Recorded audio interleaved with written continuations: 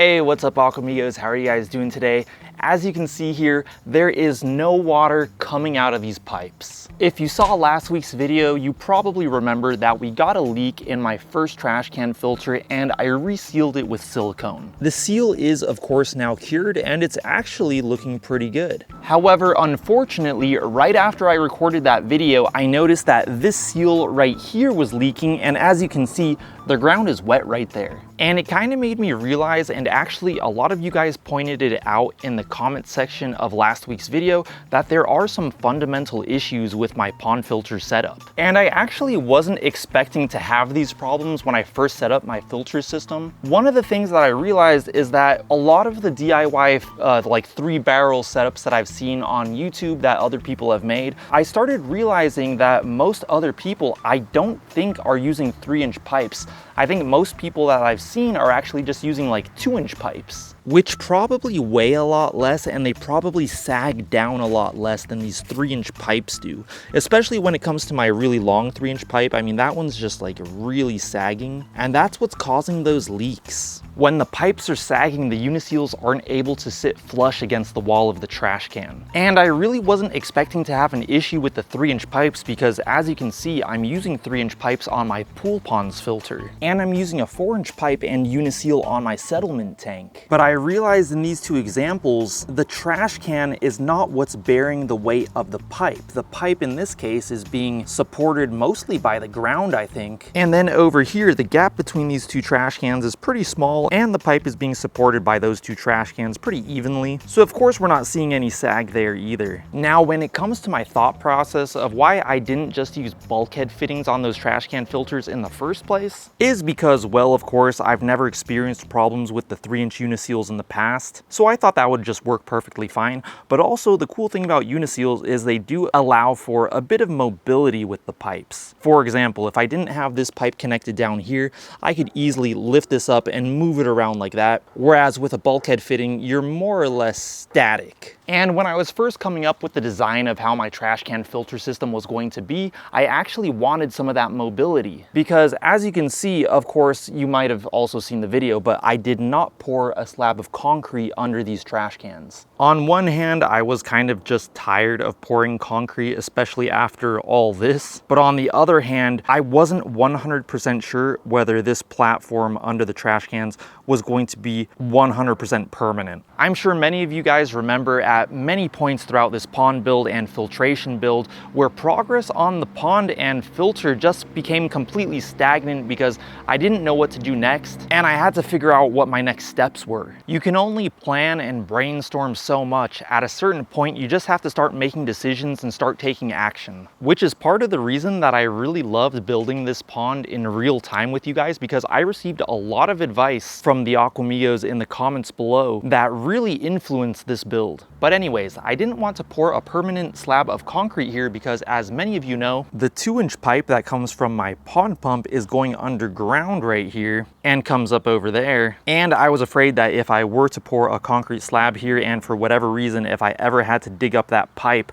or reroute that pipe, I would have to bust up all that concrete, especially over in that corner. Over here, it would have cleared the concrete, but over there it would not have. So my thinking was that since these trash cans are not on solid concrete and just on these pavers, if the ground was to move or shift, the trash cans would be able to move kind of like this because they're just connected by Uniseals. They're not statically connected to each other with bulkhead fittings. That was just my thought process at the time. I'm not saying that was the correct decision. I'm just saying that's kind of where my mind was at the time. And then of course, once I did start experiencing leaks on these trash cans, which I do think was caused by those sagging 3-inch pipes, all kind of that mobility idea kind of went out the window anyway, so it doesn't really matter at this point. But yeah, at this point, I would pretty much be better off with static bulkhead fittings. By the way, I didn't experience any leaks at any point on this back 3-inch pipe here because just like on my settlement tank, it is being supported by the trash can and the ground. So pretty much I think there are 3 main issues with my filtration setup.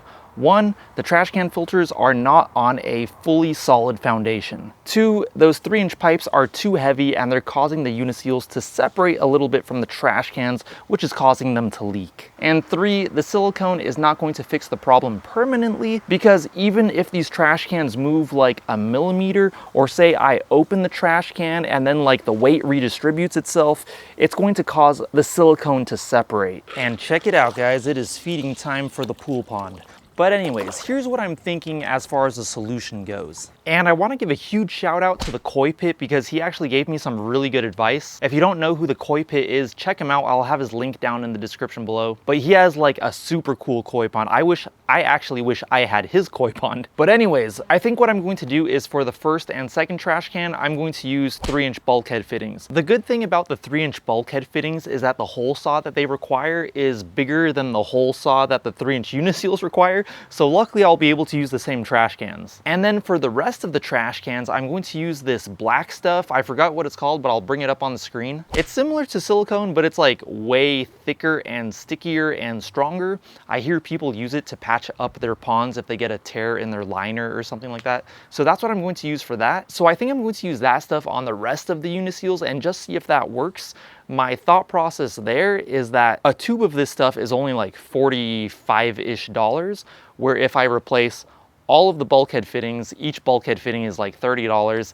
I'm going to need 1, 2, 3, 4 more of those. So if I can get away with using this black silicone stuff, it'll definitely be more cost effective. And then I'm thinking of using these things. I totally forget what they're called, but I'll put up a picture of them once again. But basically they're like couplings. So kind of the idea is that I'll cut these 3-inch pipes in half and insert those rubber couplings to kind of hopefully absorb the shift in the trash cans and the pipes whenever that might happen. Kind of like a shock absorber on a bike. I'm not 100% sure that it'll work. And these rubber couplings, they're actually not super flexible. They're actually still kind of hard. So I don't know how well those will work. I might try this without those at first, and then I might add them later on if I need to. And I pretty much already ordered all the new materials that I need. I actually just remembered that I need to buy the new hole saw for those bulkhead fittings. But everything else is already ordered. I should be receiving them soon. And then I can get started on fixing that filter. And actually, I just remembered I have some packages here.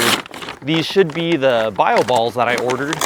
I think I ordered like 5 more bags. So yeah, each bag is like 25 bucks. I've already spent about, including these, I've already spent about $250 on just on bio balls. I was thinking to myself, I must be in the wrong business. I should be in the bio balls business, man. But yeah, there should be 5. Let's just double check. 2, 3, 4, 5. Awesome.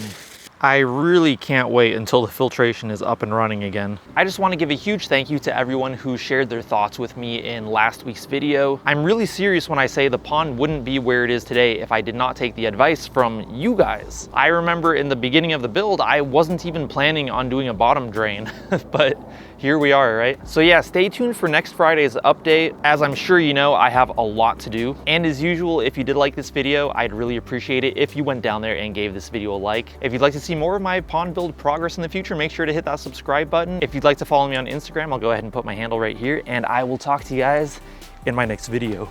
Peace.